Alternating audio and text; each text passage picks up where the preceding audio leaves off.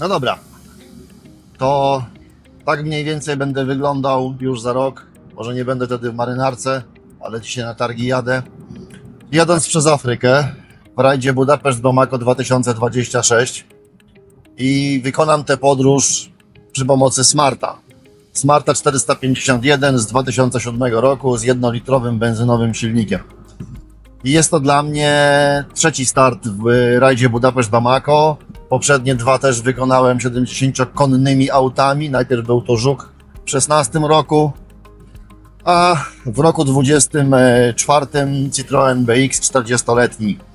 Za każdym razem udało mi się wystartować w klasie Spirit, czyli w klasie dla wariatów takich jak ja. Dopuszczone są do startu w tej klasie tylko auta, które są po prostu bez sensu i absolutnie nie nadają się na taką trasę, a to jest 18, 19, czasami 20 tysięcy kilometrów. Więc Żuk nie był zaprojektowany do tego, powiedzmy BX też średnio najeżdża, no i Smart również na pewno nie. Tym niemniej postanowiłem, że to zrobię, ponieważ jestem szaleńcem. 11 lat temu zacząłem bardzo intensywnie podróżować i robić różne dziwne rzeczy.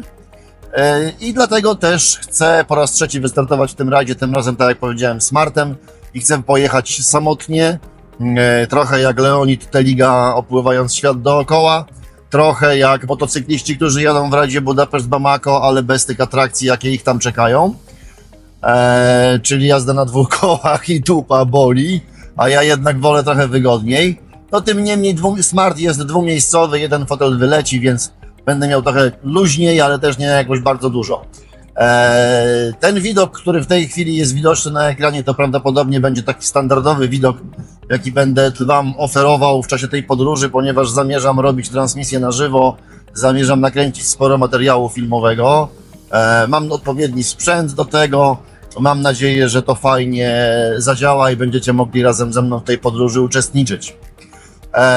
Co jeszcze z takich ciekawostek? No więc Smarta trzeba przygotować i żeby Smarta przygotować do takiej podróży, trzeba go podnieść, ponieważ nie jest przystosowany do innych dróg niż gładki asfalt europejskich ulic.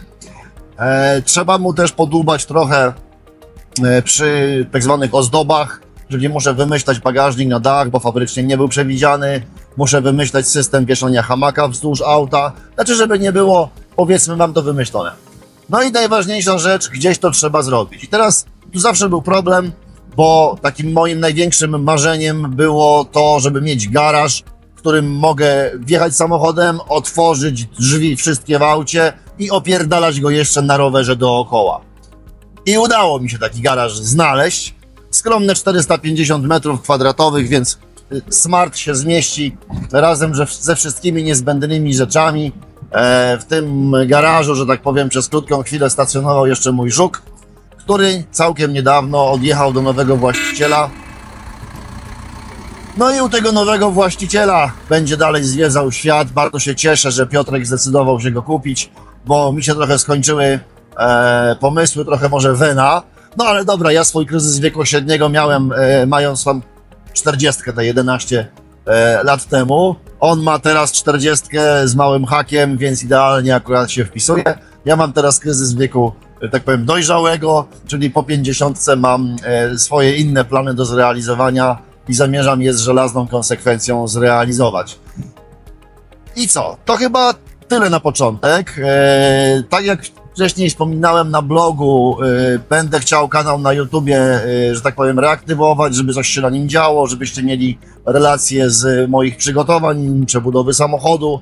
Ze Stanów muszę sprowadzić cały ten pakiet liftujący i tak dalej, więc będzie o czym mówić, opowiadać, pokazywać. Też lubię się dzielić wiedzą, więc nie zamierzam niczego, że tak powiem, ukrywać. Jestem otwarty na pytania, udzielam odpowiedzi, o kasie też opowiadam, nie ma problemu. Za parę dni postaram się przygotować taki materiał filmowy, który mi trochę poleżał na dysku. To jest zwiedzanie pewnego opuszczonego hotelu w Macedonii, w której byliśmy w zeszłym roku z Sylwią.